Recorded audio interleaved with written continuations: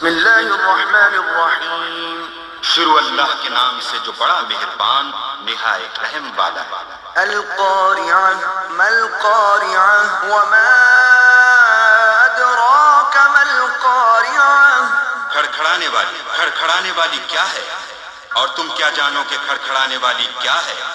یوم یکون الناس کالفراش المبثوث وتكون الجبال كالعهن المنفوش فأما من ثقلت موازينه فهو في عيشة راضية۔